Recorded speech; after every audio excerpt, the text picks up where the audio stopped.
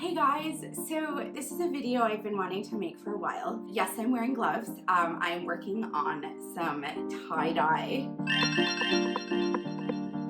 In co-housing, I live in a community with a bunch of artists. So the third floor where I live is basically the entire top floor, but it is divided in half by a door.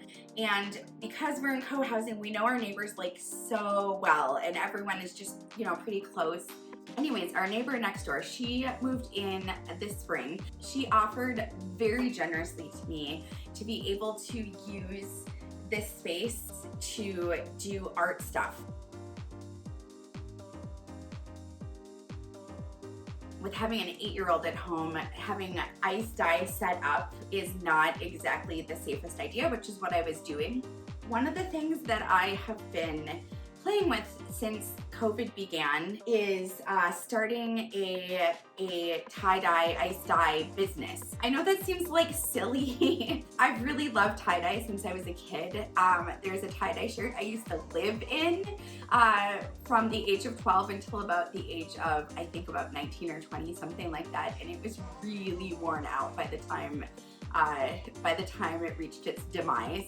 So when COVID happened, we were at home a lot and I needed activities to do with my child. One of the things that I thought would be cool to do with her was just some ice dye. I'd always wanted to do it, and now that we were stuck at home, I needed activities for her. So I started doing some ice dye at home, and I used to set up a table. It really started as a once in a while thing, and then people in the community were like, hey, we've got white shirts, which is cool because then my daughter could practice on, like old t-shirts and stuff. It turns out that they turned out really cool. And then I started spending some time just doing my own shirts for fun for friends.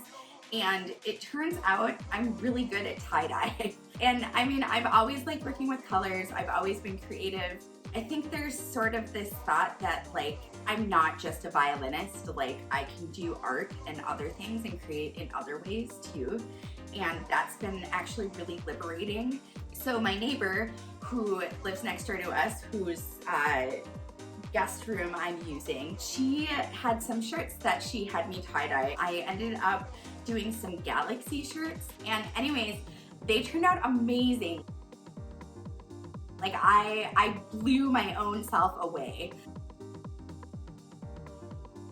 I spend about 2.5 to 3.5 hours on each galaxy shirt. Like I study what the galaxy looks like. I've been trying different colors, and then I use bleach and different like brushes to do like the galaxy streams and the stars and everything. I put them up on Facebook and I got like 50 orders, no joke, within 72 hours. I've been having so much fun with them. I'm still working through that order. I think I'm about halfway at this point. I just decided like I could do this as a side gig. Like, why not? Yes, it's work, and yes, there's a lot of time involved, but it's something that I can do in the evenings when I'm trying to wind down. I can put on an audiobook or some music, and I'm just so grateful that my neighbor has allowed me to use this space, because it's really given me the opportunity to start growing like a small business.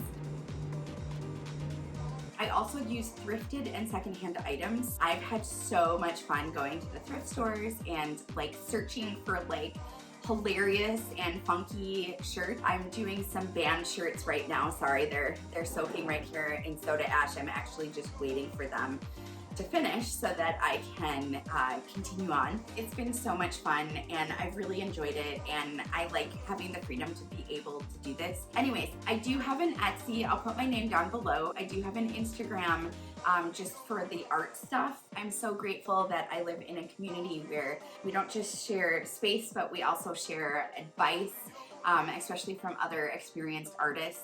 It's so nice to be just accepted as sort of like a ridiculous, exuberant artist, being able to do things, and it really makes my heart happy, and it's so nice to have this space to work in.